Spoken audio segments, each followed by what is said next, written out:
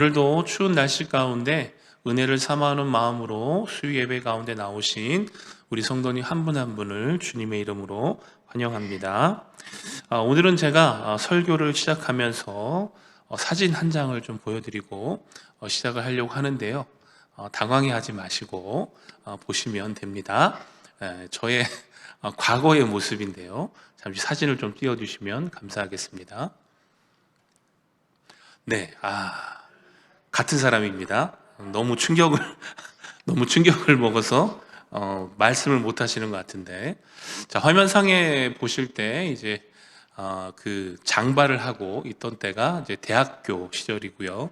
옆에 이제 기타를 메고 양복을 입고 있던 시절이 이제 신대원 대학원 1학년 때의 모습입니다.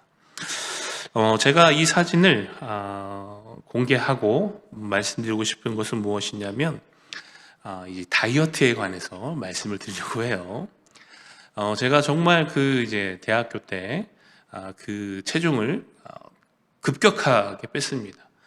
이제 사역을 좀 시작하기 위하여서 신대원에 들어가기 전에 한 6개월간 그때 당시 한 30kg 이상을 뺐습니다. 그래서 주변에서 뭐 병들어서 어디 아픈 줄 알고 걱정할 정도로 정말 이제 독하게 다이어트를 했습니다. 자, 여러분, 그런데 많은 사람들이 다이어트에 실패하는 이유가 있습니다. 그것이 무엇일까요? 무엇이죠? 뺀 살을 유지하지 못하기 때문에 실패합니다. 여러분, 다이어트를 하는 과정에서 살을 빼는 것도 참 만만치 않고 어렵지만, 그거보다 더 몇 배로 힘들고 어려운 것이 무엇이냐면 바로 그 뺀 살을 계속해서 유지해 나가는 것입니다. 이것을 유지하지 못하면 자칫 방심하거나 또 나태해지면 다시 예전의 모습으로 돌아가게 됩니다. 자칫 예전의 모습보다 더한 모습으로 돌아갈 수도 있습니다. 그게 바로 접니다. 네, 그래서 올 한 해 다시 그 예전의 모습으로 좀 돌아가기 위하여서 좀 스스로 목표를 삼았습니다. 그렇기 때문에 많이 도와주시기 바랍니다. 요새 제가 식당에서 점심에 밥을 먹는데 밥을 너무 조금 담는다고 걱정을 해주시는 분들이 계셔요. 괜찮습니다. 많이들 도와주시기 바랍니다. 제가 이 말씀을 드리는 이유는 우리의 신앙도 동일합니다. 사랑하는 성도 여러분, 뺀 살을 유지하는 것이 힘든 것만큼 우리가 하나님께 받은 은혜를 유지하고 그것을 우리의 삶 가운데 계속해서 지니고 나간다는 것이 결코 쉽지 않다라는 것입니다.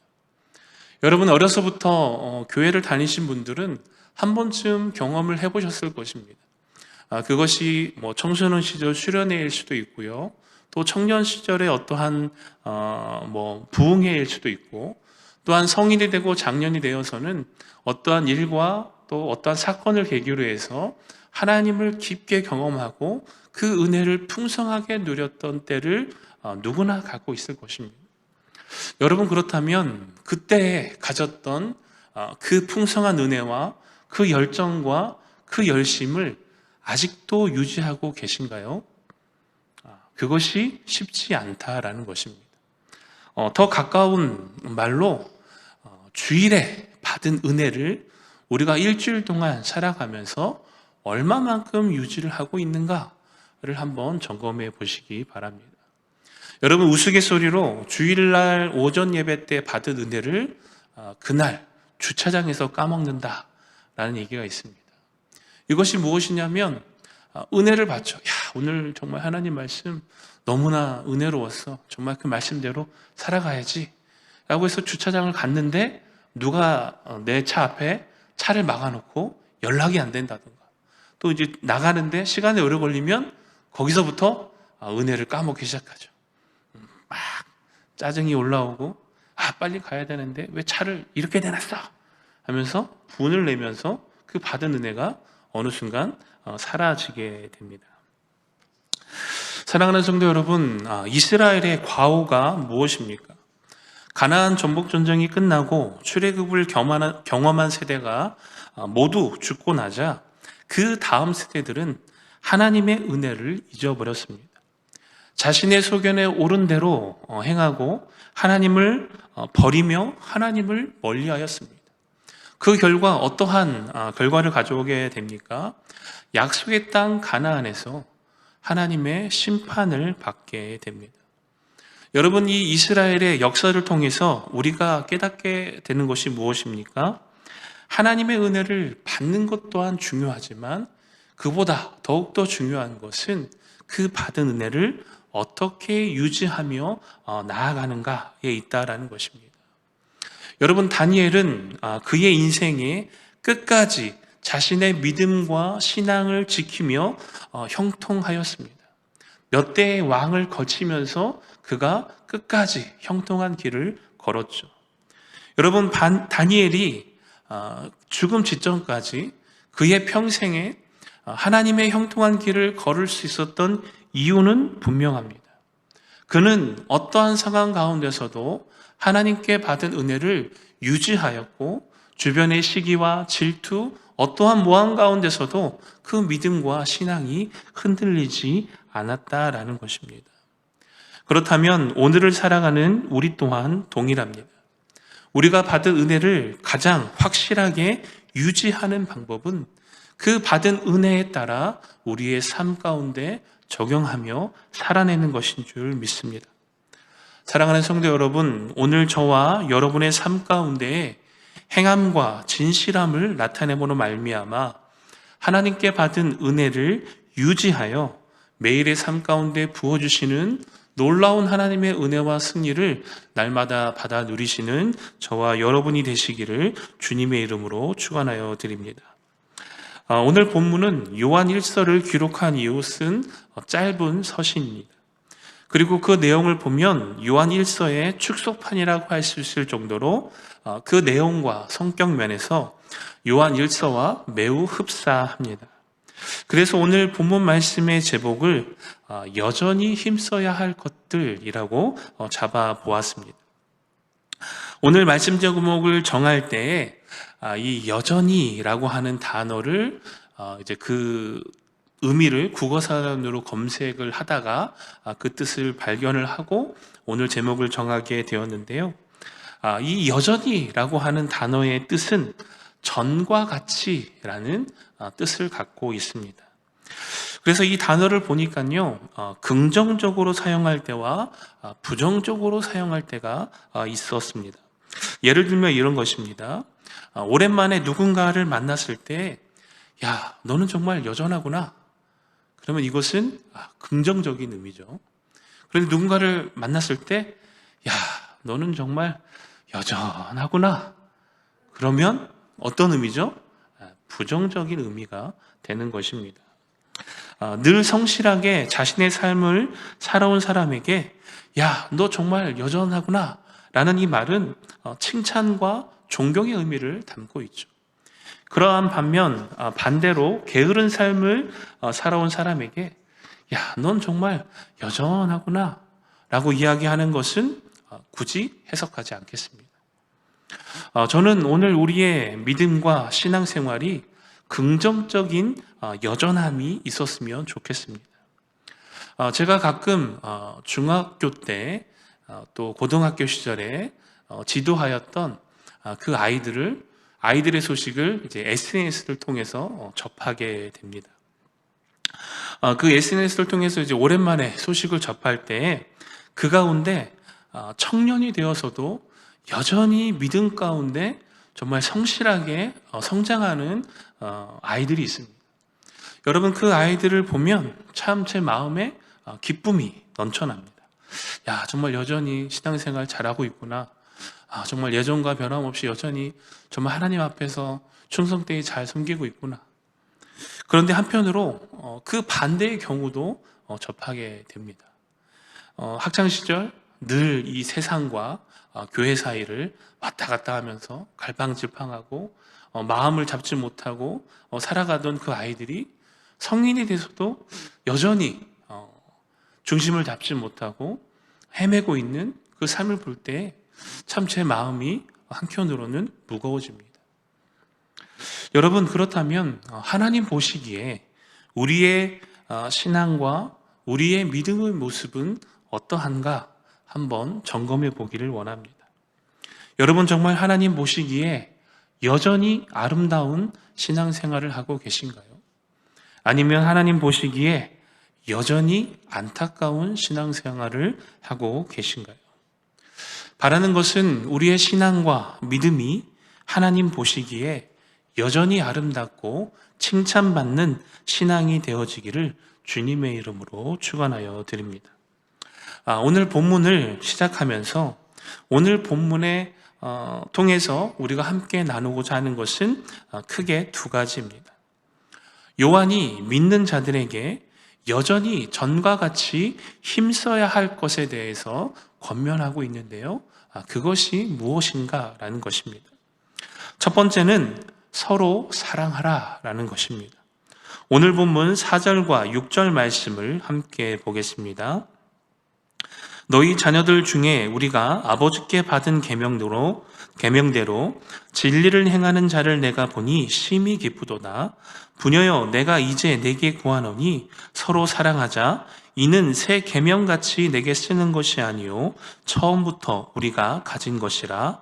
또 사랑은 이것이니 우리가 그 계명을 따라 행하는 것이요 계명은 이것이니 너희가 처음부터 들은 바와 같이 그 가운데서 행하라 하심이라. 아멘. 먼저 4절 말씀을 보면 요한은 교회 안에 있는 성도들 가운데 아버지께 받은 계명대로 진리를 행하는 자들을 보고 심히 기뻐한다라고 말하고 있습니다. 이것을 바꾸어 생각을 해보면 교회 안에 진리를 행하지 않는 자들도 있다라는 것을 의미합니다. 제가 앞서도 말씀을 드렸지만 목회자로서 큰 기쁨이 되는 것은 성도가 진리 안에서 흔들림 없이 살아가고 있다는 소식을 듣거나 또한 그렇게 사는 모습을 보는 것입니다. 요한 역시 진리 안에 사는 성도들을 보면서 그 마음 가운데 기쁨이 있었던 것이죠. 그리고 그들을 향하여 다시 한번 권면을 합니다. 그 권면이 무엇입니까? 서로 사랑하라라는 것입니다. 그런데 중요한 것은 이 권면은 새 계명이 아니라 처음부터 우리가 가지고 있었던 말씀이다 라고 이야기하고 있는 것이죠. 요한은 요한 1서에서 이 계명이 처음부터 우리에게 있다는 것이 무엇인가 그 근거를 명확히 제시했습니다. 요한 1서 4장 9절로 11절 말씀을 보면 이렇게 기록되어 있습니다. 하나님의 사랑이 우리에게 이렇게 나타난 바 되었으니 하나님이 자기의 독생자를 세상에 보내심은 그로 말미암아 우리를 살리려 하심이라. 사랑은 여기 있으니 우리가 하나님을 사랑한 것이 아니요 하나님이 우리를 사랑하사 우리 죄를 속하기 위하여 화목제물로 그 아들을 보내셨음이라. 사랑하는 자들아, 하나님이 이같이 우리를 사랑하셨은즉 우리도 서로 사랑하는 것이 마땅하도다. 아멘. 여러분, 요한의 근거가 무엇입니까? 하나님께서 우리를 먼저 사랑하셨다라는 것입니다. 그 사랑의 증거는 예수 그리스도의 성육신이며 또한 친히 화목제물이 되셔서 우리의 죄를 대신하여 죽으신 십자가입니다.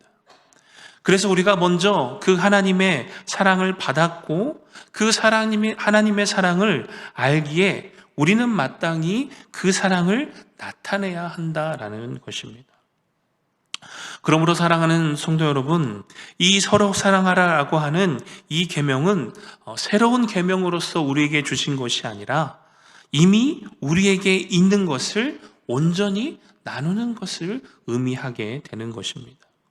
그래서 6절 말씀을 통해서 계속 강조하는 것이 무엇입니까? 행하라는 것입니다. 하나님의 사랑을 알고 그 하나님의 사랑을 받았다면 그 사랑을 가지고 그 사랑을 나누라라는 것입니다. 그래서 조금 더 구체적으로 이 서로 사랑하는 것이 우리의 삶 가운데 실천적으로 나타나는 것이 무엇일까 곰곰이 생각을 해보았습니다. 그랬더니 이러한 결론을 얻게 되더라고요. 그 사람의 언어에서 가장 확실하게 나타나는 것 같습니다. 여러분, 오늘 본문 5절 말씀을 다시 한번 보겠습니다. 부녀여, 내가 이제 내게 구하노니 서로 사랑하자. 이는 새 계명같이 내게 쓰는 것이 아니요 처음부터 우리가 가진 것이라. 아멘. 5절 말씀에서 주목하여 보고 싶은 것은 성도에게 권면하는 요한의 언어입니다. 요한이 어떤 언어로 권면합니까? 5절 초반을 보면 이렇게 돼 있죠. 부녀여, 내가 이제 내게 구하노니. 여러분, 사실 교회 안에서 이 요한이 가지고 있는 위치는 어마어마합니다. 그는 사도입니다. 예수님께서 친히 택하여 부르시고 세운 12명의 제자 가운데 한 명이죠. 오늘날로 따지면 이 카톨릭 제도 안에서 교황과 맞먹는, 교황과 똑같은 위치에 있는 것이 바로 이 요한이 갖고 있는 교회 안에서의 위치입니다. 여러분, 그런데 그럼에도 불구하고 그가 성도에게 권면할 때에 어떠한 모습을 나타내고 있습니까? 자신의 권위를 내세워서, 자신의 권위를 앞세워서 명령할 수 있음에도 불구하고 정중한 요청을 통해 사랑의 모습으로서 그 편지의 수신자들에게 다가가고 있다라는 것입니다. 제가 요즘 그 김창옥 교수님의 강의를 1분 내외로 이제 짧게 편집한 영상들을 좀 이렇게 자주 찾아보고 있는데요. 그 가운데 이 말에 대하여서 이야기한 부분들이 있어서 제가 2개 영상을 좀 짧게 편집해서 준비를 해보았습니다. 우리 그 영상을 좀 보고 말씀을 이어가도록 하겠습니다. 맞아요. 근데도 그 사람 말에 호감을 못 느끼는 경우가 있거든요. 있어요. 대단하시네. 오래 살다 죽으십시오. 이럴 수 있잖아요. 근데 저 사람 좀 틀렸는데, 야, 어때? 사람이 다 틀릴 수 있지. 저 사람은 왠지 정간다야. 이럴 수 있잖아요. 남자들한테도 물어봤어요. 어떤 아내상이 제일 싫으세요? 요리를 못하는 사람, 돈을 못 버는 사람, 그렇게 말하는 사람 단 한 명도 없어요. 말을 기분 나쁘게 한대요. 그래서 제가 그 아내분들 모임에 가서 남편분들이 말을 기분 나쁘게 한다는데 왜 그러세요? 그랬더니 자기는 틀린 말을 안 한대요. 자기는 성격 자체가 원래 한 번 아니면 아닌 사람이래요. 평생은 원래 자기는 성격 자체가. 근데 이제 맞는 말을 기분 나쁘게 하는 방식을 저희가 배워버린 거예요. 그래서 성경책에도 모든 것이 가하나 모든 것이 유익하지 않다. 쉽게 해석하면 네 말 맞는데 그 말이 유익함이 없네. 성경책에 천지창조를 말씀으로 했다. 말씀이 육신이 되어서 온 게 그리스도다. 그래서 인간의 말도 어떤 창조하는 힘이 있다고 확실히 느껴지더라고요. 예를 들어 너무 힘들 때 너무 힘들어요. 나 이거 진짜 내려놔야 될까 봐 라고 했을 때 그래도 당신이 이때까지 해서 우리 집안이 이렇게 온 거다. 이제 쉬고 싶으면 좀 쉬어라. 이러면은 그게 마음에서 빛과 같은 걸 창조해요. 근데 난 너무 힘든데 자기 만나서 힘든 나도 좀 생각을 한번 해봐봐. 오빠 왜 이렇게 이기적이야? 돌아가신 시아버지하고 어쩜 그렇게 닮았어? 오빠 집안 자체가 너무 이기적이야. 항상 지 위주로 생각을 한다. 그러면 이제 그게 또 뭔가 어두움을 창조해요. 아브라함이 누굴 낳고 이런 것처럼 어두움은 또 뭔가를 낳습니다. 성경 이야기들이 되게 역사적인 이야기로 그쳐지는 게 아니라 현 시대에도 밝음은 밝음을 낳고 인정은 좋은 긍정적인 걸 낳고. 네, 굉장히 짧은 영상이죠. 여러분, 이 영상을 보면서 저 역시도 찔림이 있었습니다. 저희 아이들에게 또 저희 뒤에서 보고 계시는 그분께 이게 찔림이 있더라고요. 정말 서로 사랑하게 되면 그 언어가 어떠한 언어가 오가게 될까요? 사랑의 언어가 오고 가는 것입니다. 단어의 선택도 조심하게 되고 말하는 태도나 말투 또한 조심하게 되는 것이죠. 제가 예전에 한번 말씀을 드렸지만 제가 지금 담임 목사님을 섬기면서 가장 본받고 싶은 부분이 바로 이 언어에 대한 부분입니다. 항상 긍정적인 말을 하시고 또한 어떠한 잘못에 대하여 이제 권면을 해주실 때도 상대방의 마음을 굉장히 헤아려서 말씀을 해주십니다. 여러분, 그러면 제가 부교역자로서 사역을 할 때에 어떠한 생각이 들게 되냐면 사랑받고 있구나. 내가 존중받고 있구나라는 것을 느끼게 됩니다. 한 번은 이제 좀 가장 최근인데요. 이제 밤에 한 8시가 좀 안 됐는데 갑자기 이제 초인종 벨소리가 들렸습니다. 이 시간에 부산에서 저를 찾아올 사람이 없습니다. 부산에 아는 사람이 아무도 없기 때문에. 그래서 택배가 왔나? 택배가 배를 누를 리는 없고.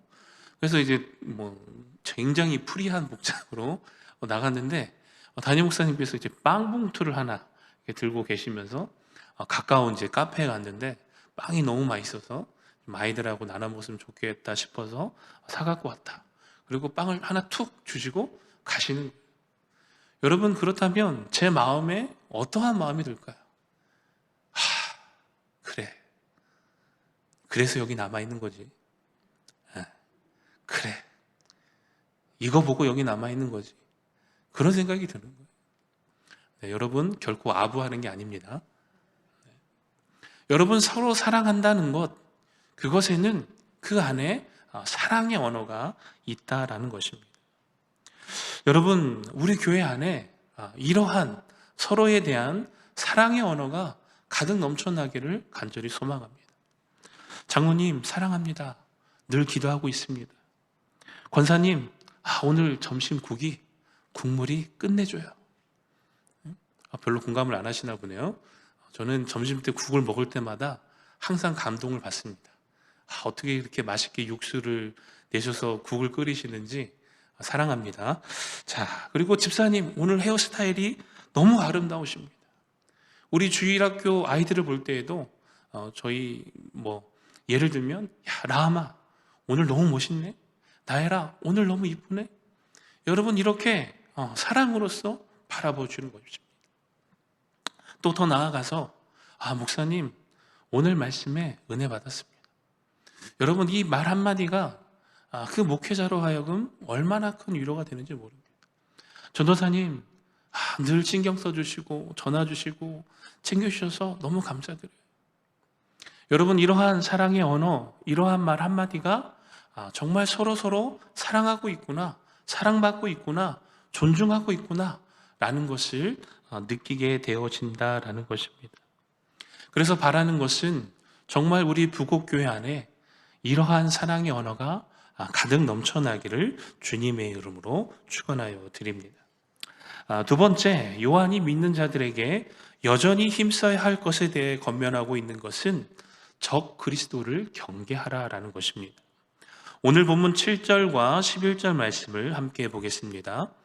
미혹하는 자가 세상에 많이 나왔으니 이는 예수 그리스도께서 육체로 오심을 부인하는 자라. 이런 자가 미혹하는 자요 적 그리스도니 너희는 스스로 삼가 우리가 일한 것을 잃지 말고 오직 온전한 상을 받으라. 지나쳐 그리스도의 교훈 안에 거하지 아니하는 자는 다 하나님을 모시지 못하되 교훈 안에 거하는 그 사람은 아버지와 아들을 모시느니라. 누구든지 이 교훈을 가지지 않고 너희에게 나아가거든 그를 집에 들이지도 말고 인사도 하지 말라. 그에게 인사하는 자는 그 악한 일에 참여하는 자임이라. 아멘. 여러분, 요한이 이 요한서신을 기록할 당시에 가장 큰 이단, 적 그리스도는 바로 영지주의자들이었습니다. 여러분, 이 적 그리스도는 어떠한 특정한 단체를 이야기하는 것이 아니라 그리스도를 거부하는 영들을 지칭하는 것이죠.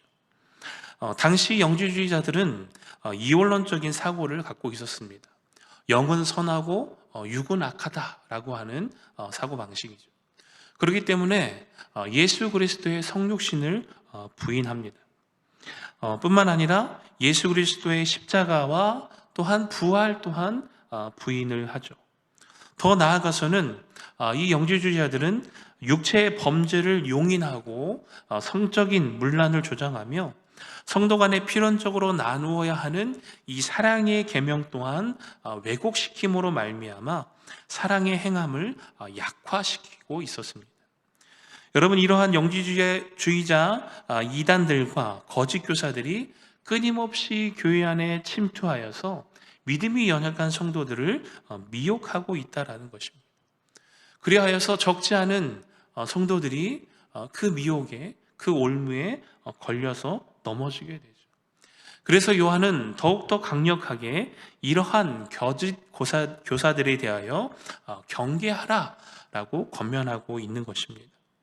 그래서 요한은 8절과 9절 말씀을 보면 스스로 자신의 믿음을 점검하고 또 스스로 주의하라라고 권면하고 있는 것입니다.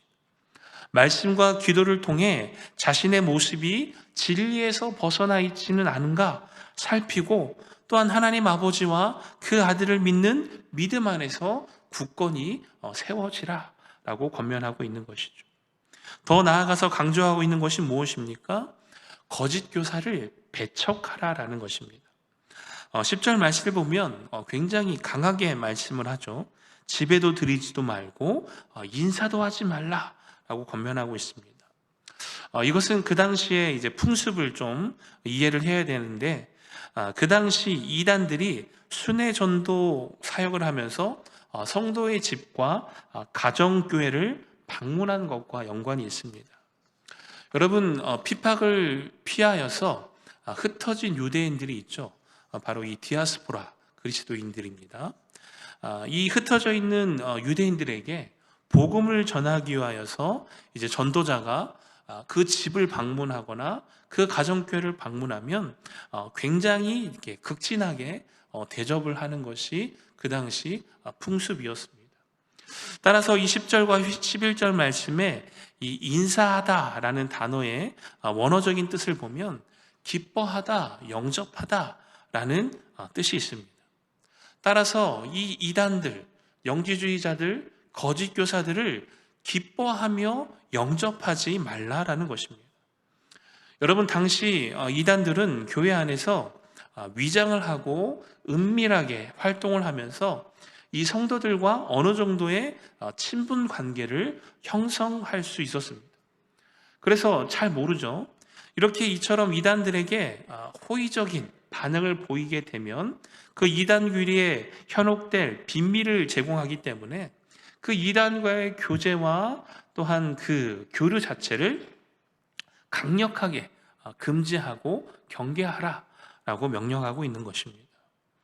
여러분, 그러면서 그 마지막 경고가 무엇입니까? 그러한 이단들을 기뻐하며 영접하는 것, 꼭 그들에게 인사하는 것, 그것이 곧 악한 일에 참여하는 자가 되어진다라는 것입니다. 따라서 성도가 이단을 집에 들이거나 또는 교회에 들여서 강단에 세우거나 그들을 환영하고 그들을 존대하게 된다면 그 악한 일에 자신을 그들과 한패거리로 만들고 그 이단과 교제하는 자가 되어진다라는 것입니다. 그래서 어떻게 해요? 집안에도 들이지도 말고 인사도 하지 말고 아예 배척하라라고 경고하고 있는 것입니다. 여러분, 오늘날에도 많은 이단이 교회 안에서 활동하고 있습니다.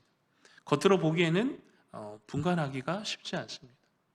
여러분, 특히 교회 밖에서 성경 공부를 유도하거나 교회 밖에 어떠한 성경 모임을 갖자라고 하는 분들이 있으면 반드시 경계하시고 교회 교육자들에게 알려주셔야 합니다. 여러분, 성경 공부는 그 교회를 담임하고 있는 담임 목사님 밑에서 또 교회에서 검증되고 인증한 그 프로그램을 통해서 배우고 습득하셔야 됩니다. 지금도 이단은 우는 사자와 같이 삼키려고 미혹하며 덤벼들고 있다라는 것입니다.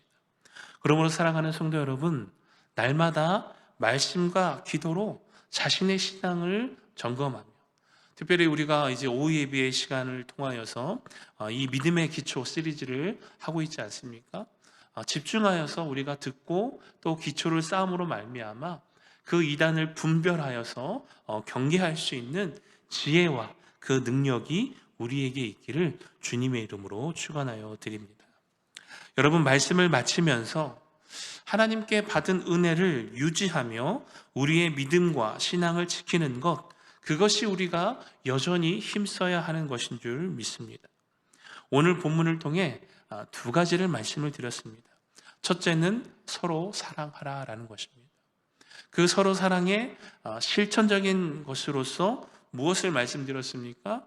우리의 입술에 사랑의 언어가 넘쳐날 수 있도록 서로를 격려하며 서로를 위로하며 서로를 함께 붙들며 이 신앙과 믿음의 길을 함께 걸어갈 수 있는 그 은혜가 있기를 간절히 소망합니다.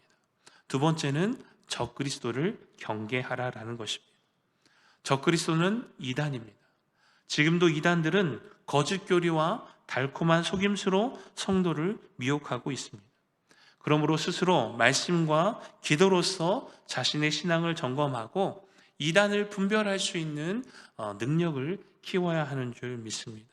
그리고 더 나아가서는 그러한 이단과 교제하거나 교류하지 않도록 정신을 차리고 우리의 믿음과 신앙을 온전히 지켜내야 하는 줄 믿습니다. 사랑하는 성도 여러분, 2023년 한 해 우리 교회는 말씀과 성령이 충만한 교회로 달려나가기를 간절히 소망합니다. 2023년 한 해 정말 그 하나님의 말씀이, 그 하나님의 성령이 우리의 삶 가운데 충만하게 나타남으로 말미암아 날마다 그 사랑 가운데 거하고 날마다 그 은혜를 유지함으로 말미암아 승리하는 2023년 한 해가 되시기를 주님의 이름으로 축원하여 드립니다.